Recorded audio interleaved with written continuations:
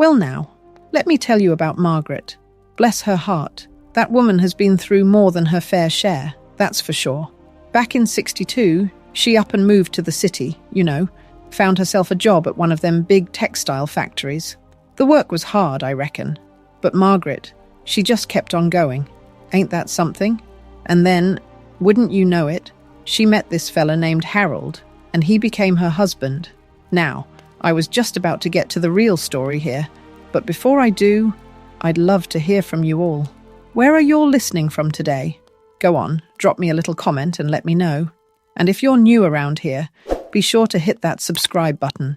It's completely free, and it really does help us keep bringing you more stories like this one. I appreciate you taking the time. Truly I do. All right, now where was I? Ah, yes. Poor Margaret. She never saw this coming. Bless her heart. Imagine, the son she raised with every ounce of her being, turning around and leaving. Her out in the cold like that, in the middle of a Minnesota snowstorm, no less. The nerve of it all. But you know what they say, don't you? You can't keep a good woman down. Margaret, she'd spent 30 years as a high school principal, and let me tell you, she knew exactly how to handle those entitled young'uns who thought they could get away with anything. So when that deadbolt clicked shut, and she realized they were trying to strip her of everything, well, that's when the fire in her belly really started to burn. Now, before we go any further, I want you all to do me a favor. Take a moment. Think about what time it is where you are right now, and drop that in the comments for me, will you? I'd love to know. And Margaret, well, she's just getting started. At 58 years young, she thought she was settling into her twilight years, living in a loving partnership. But oh, how wrong she was. But let me back up a bit here, because you need to understand who Margaret was before all this happened.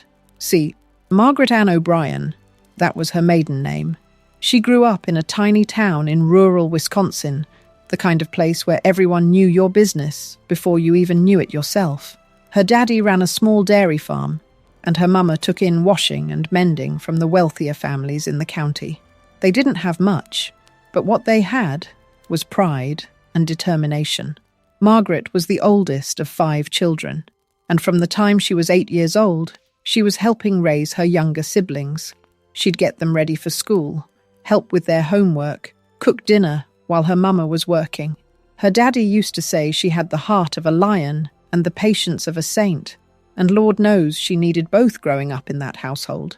She was the first person in her entire family to graduate high school, and she did it with honors too. Her teachers told her she was smart enough for college, but her family couldn't afford to send her. So the day after graduation in 1962, Margaret packed up her one suitcase, took the Greyhound bus to Minneapolis, and never looked back. Well, that's not entirely true. She sent money home to her family every single month for the next 20 years, even when she could barely afford to feed herself. That textile factory job was brutal, let me tell you. Margaret worked the night shift, standing on her feet for 10 hours at a time, breathing in lint and dust that made her cough something fierce. The other girls who worked there, they'd complain constantly. But Margaret, she just kept her head down and worked. She was saving every penny she could, had this dream of going to night school and making something more of herself. That's where she met Harold Pearson. He was a supervisor at the factory, about 10 years older than Margaret, and he had this way about him that just made you feel safe, you know? He'd walk through the factory floor and check on all the workers, making sure they were okay, bringing them water on the hot summer nights. He noticed Margaret right away, said later he could tell she was different from the other girls, that she had ambition burning in her eyes. They courted for 2 years before Harold finally asked her to marry him. Margaret was 22 by then, and she'd already started taking classes at the community college, studying to be a teacher. Harold supported her every step of the way, worked extra shifts so she could cut back her hours and focus on her studies.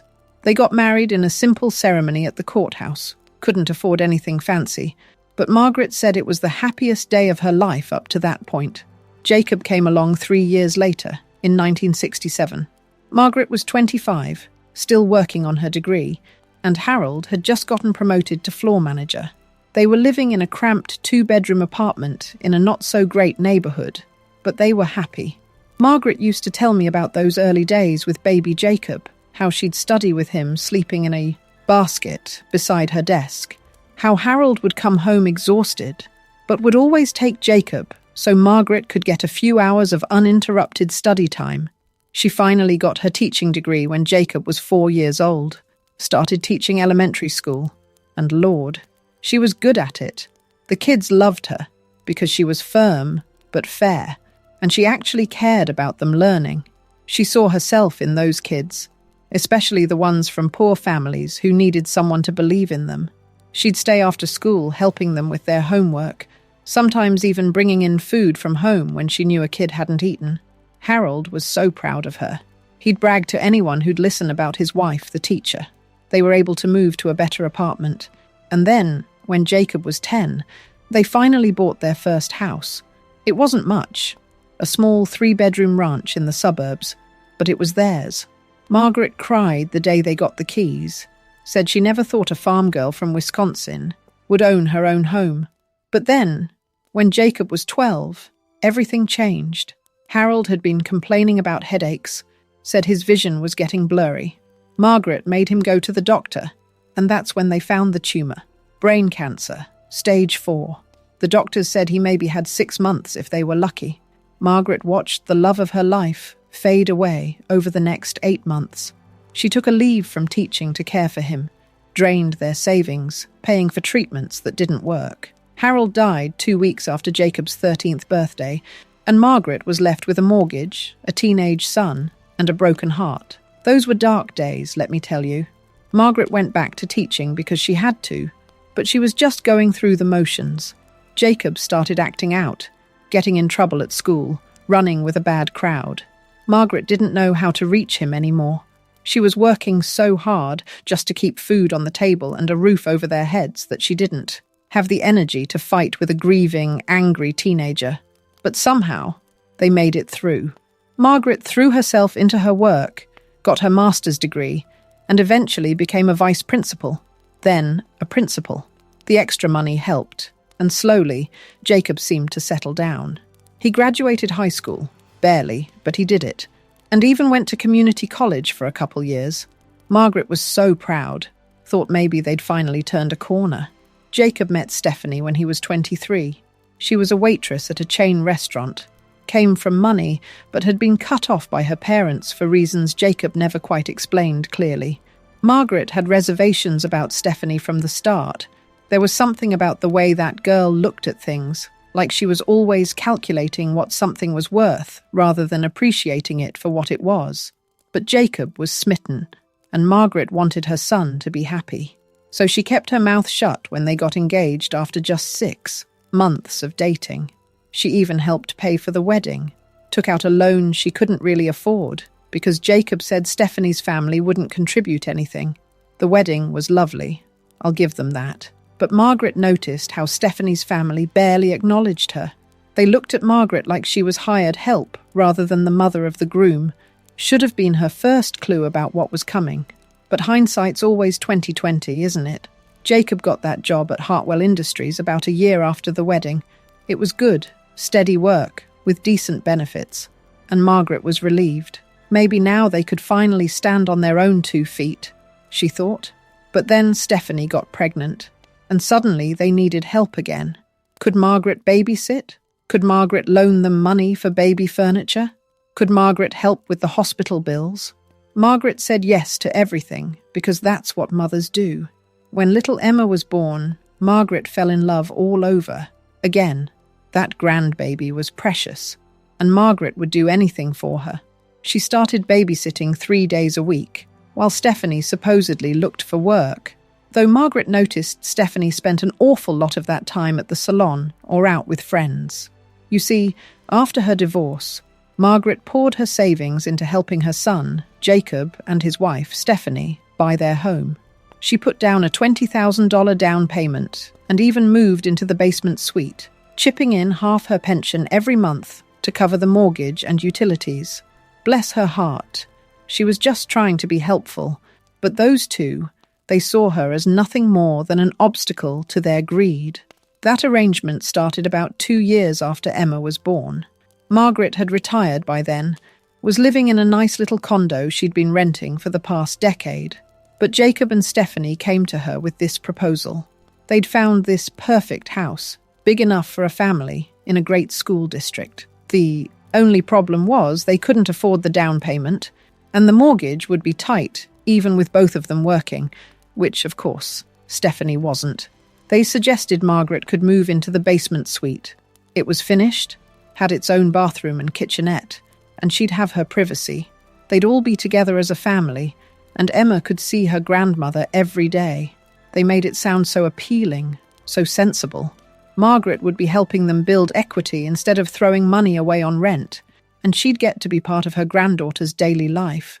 What they didn't tell her was that they'd already calculated exactly how much they needed from her to make the numbers work. That $20,000 down payment? That was Margaret's entire retirement savings that she'd managed to rebuild after Harold's death. And that contribution to mortgage and utilities, that was more than half of Margaret's pension check every month, leaving her with barely enough to cover her own food and personal expenses.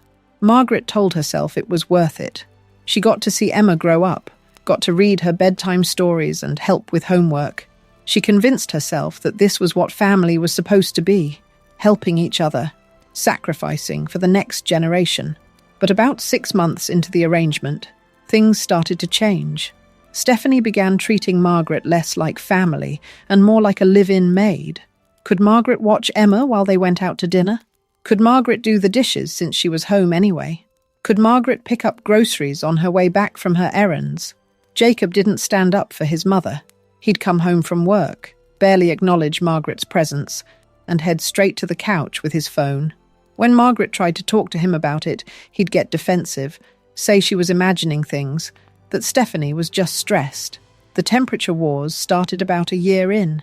Margaret's suite in the basement got cold in the winter, and she'd ask if they could turn up the heat a bit. Stephanie would roll her eyes and complain about the electric bill, even though Margaret was paying half of it. Jacob would side with his wife, saying his mother needed to wear more layers or use a space heater, which Margaret did, even though it made her tiny electric bill contribution seem ridiculous. Margaret started to feel like a prisoner in what was supposed to be her home too. She couldn't have friends over without Stephanie making comments about the noise. She couldn't cook the foods she liked because Stephanie complained about the smells. She couldn't even watch TV at a reasonable volume without someone banging on the floor above her. Looking back, Margaret realized they'd been isolating her, breaking her down piece by piece. Every time she stood up for herself, Jacob would accuse her of being ungrateful. Every time she suggested maybe the arrangement wasn't working, Stephanie would cry and say Margaret didn't care about Emma. They were masters at manipulation, those two. It all came to a head one blustery Tuesday in February. The wind was howling, the temperature plummeting, and poor Margaret, she dared to mention that the house felt a mite drafty. Well, Stephanie, she just about lost her mind, accusing Margaret of running up the electric bill with her constant complaining. And you know what Jacob did? Just stood there, cold as ice, telling Margaret she was ungrateful, and if she didn't like the temperature, she could find somewhere else to stay. Now, I know you're all just as riled up as I am about that. Can you believe the nerve of those two? Grabbing poor Margaret's arm and marching her out onto that porch in nothing but her nightgown and a thin cardigan. Lord have mercy. I was shaking my head the whole time. But Margaret, bless her, she didn't give up. She hammered on that door until her knuckles were bleeding, screaming for her own son. Heartbreaking, isn't it? Margaret said later that was the moment she finally understood. Standing there on that porch, watching her breath form clouds in the freezing air, feeling the ice forming on her bare feet, she realized her son was willing to let her die out there, over a thermostat setting, over money, over convenience. The boy she'd raised, the child she'd sacrificed everything for, was capable of leaving her to freeze to death. You know, if it hadn't been for Margaret's neighbour, Helen, I reckon she might not have made it through that night. But Helen, she saw the commotion and rushed right over, wrapping Margaret up in a heavy coat and ushering her into her warm living room. And that's where the real story begins, my friends. Helen had watched this situation developing for months. She'd seen Margaret coming and going, noticed how she always looked tired, how she'd lost weight, how she seemed to shrink into herself. Helen had tried talking to Margaret about it before, but Margaret had always defended Jacob and Stephanie, made excuses for their behavior. But that night, with Margaret shaking so hard she could barely hold the cup of hot tea Helen gave her, there was no more room for excuses. You see, Helen's brother, Peter, he just happened to be visiting. And let me tell you, Peter, he wasn't just anyone. He was the regional director at Hartwell Industries, the very company where Jacob worked. And when he saw the state Margaret was in and heard what had happened, well, his face turned redder than a beet. He sat Margaret down and told her something that shattered the last of her maternal delusions. Turns out, Jacob had been using his own mother as an excuse for months, telling the company she was battling a terminal heart condition and needed emergency surgery. He'd even submitted a request for a hardship grant from the Employee Relief Fund and walked away with $5,000 in cash, supposedly to pay for Margaret's medical bills. But here's the kicker. Margaret, she wasn't sick at all. Hadn't seen a doctor in over a year. Her own son had been using her life as a prop for a scam. Peter had the documentation with him. He'd actually brought it to show Helen because he'd been concerned about the situation. He knew where Jacob lived, had been to a company barbecue there the previous summer, and he'd noticed something wasn't adding up. How could Jacob afford that house if his mother was supposedly draining his resources with medical bills? Why did Jacob seem so carefree if his mother was dying? Margaret sat there reading through the paperwork, seeing her son's lies written out in black and white. He'd claimed she'd had 3 heart attacks. He'd said she needed a pacemaker that insurance wouldn't cover. He'd told them she was in hospice care. All lies. Every single word. Now, I don't know about you, but my heart just broke hearing that. Margaret, she didn't just feel betrayed. She hardened right up like a block of ice. She spent that night at Helen's. Not a wink of sleep, just documenting every penny she'd given those two, every utility bill she'd paid, every hour of childcare she'd provided. And the next morning, she didn't go home and start yelling. Oh no, she played the part of the broken, submissive mother, walked right back in that house like nothing had happened. Helen tried to stop her, said she should go to the police, should call a lawyer, should never set foot in that house again. But Margaret had spent 30 years dealing with manipulative teenagers who thought they were smarter than everyone else. She knew exactly what she was doing.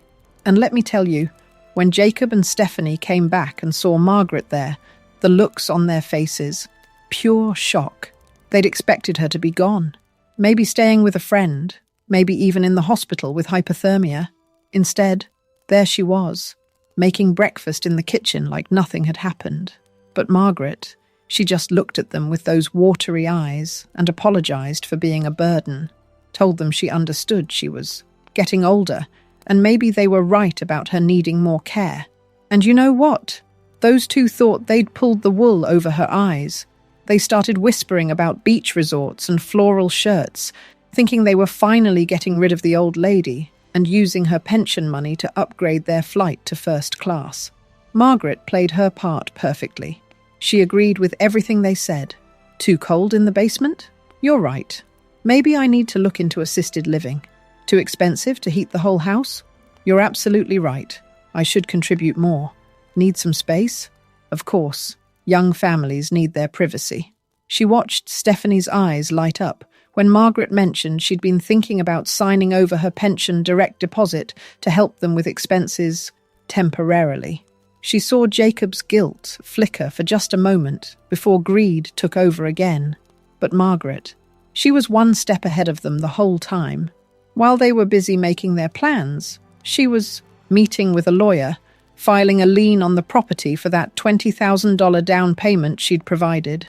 She gathered all the insurance statements, proving no heart surgery had ever happened. And she even recorded Stephanie bragging on the phone about how they were going to use the old lady's money to live it up. The lawyer Margaret found was a woman named Sandra Cho, a bulldog in a business suit who specialized in elder abuse cases. Sandra took one look at Margaret's documentation and whistled low. "Mrs. Pearson," she'd said, "you've built an airtight case. They're not just morally bankrupt, they've committed actual fraud. Multiple kinds, in fact." Sandra helped Margaret get copies of all the relevant financial documents, got statements from neighbours who'd witnessed the mistreatment, and even helped her file a report with Adult Protective Services. The APS worker who came to interview Margaret was a young man named Marcus, and he was visibly angry by the time Margaret finished telling her story.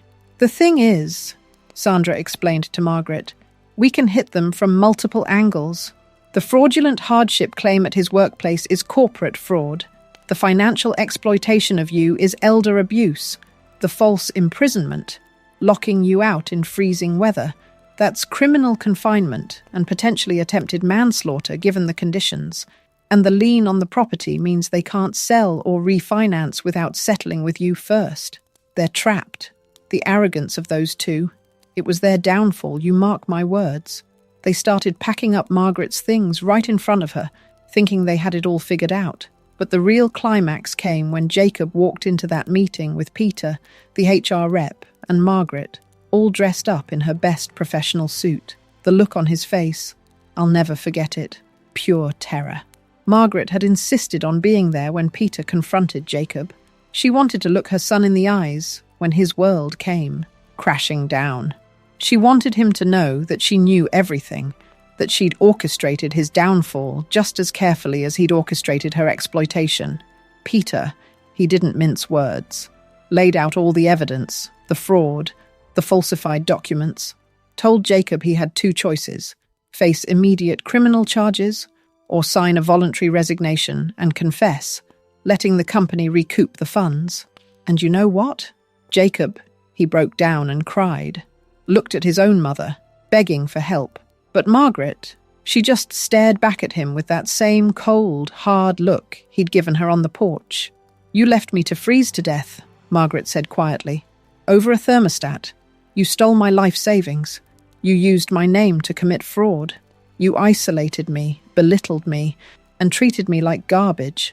And you did it all while telling yourself you were entitled to it, because I'm your mother, and I owe you something.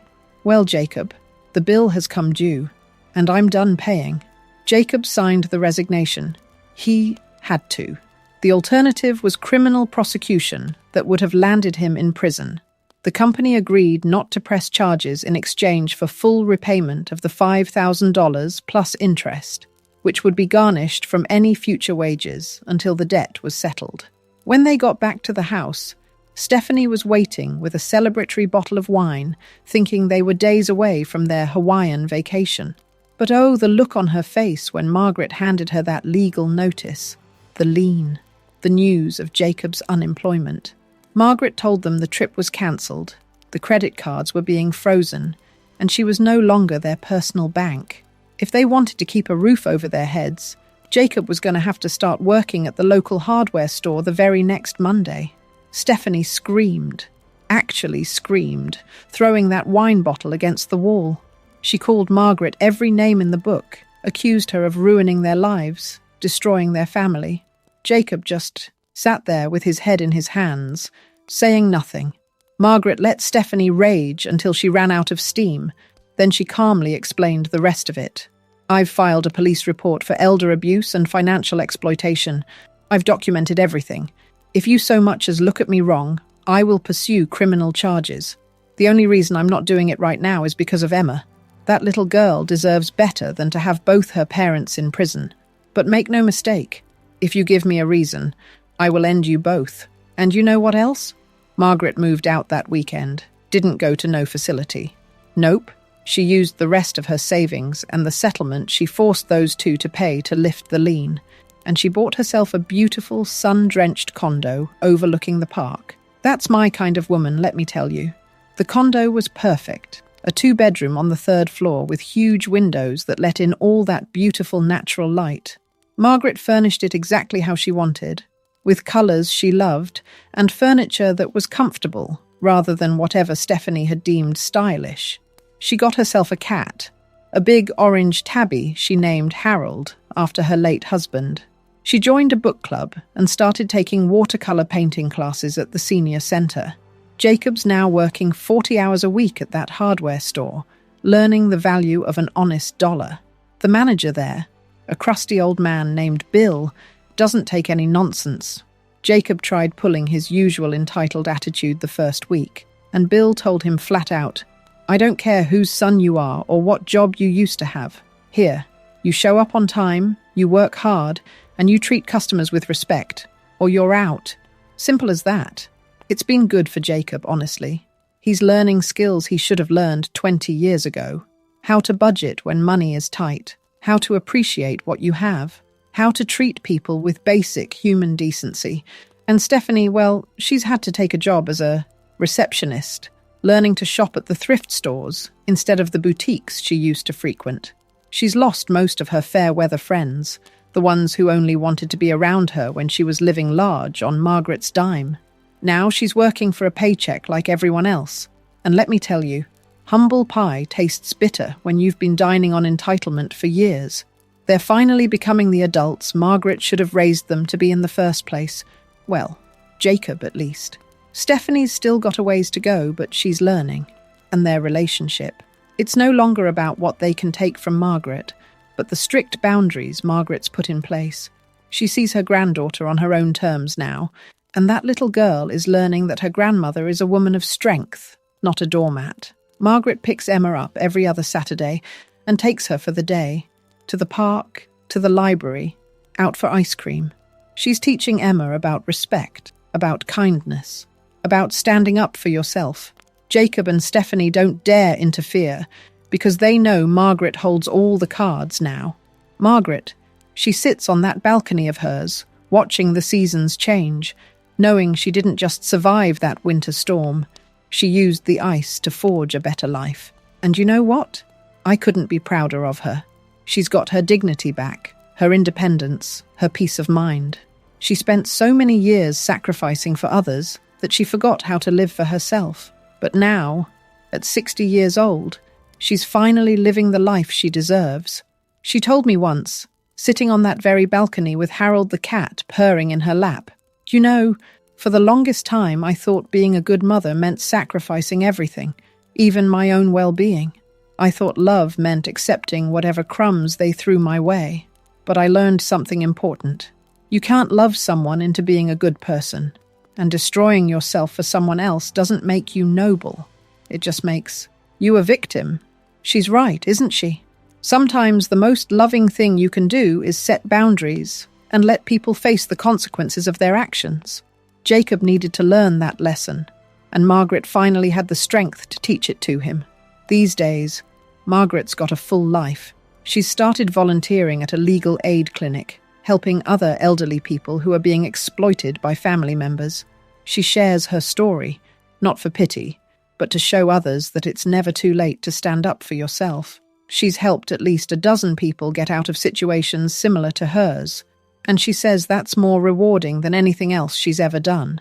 Now, before we wrap this up, I want to remind you all, if you enjoyed this story, be sure to like the video and drop a comment letting me know what you thought.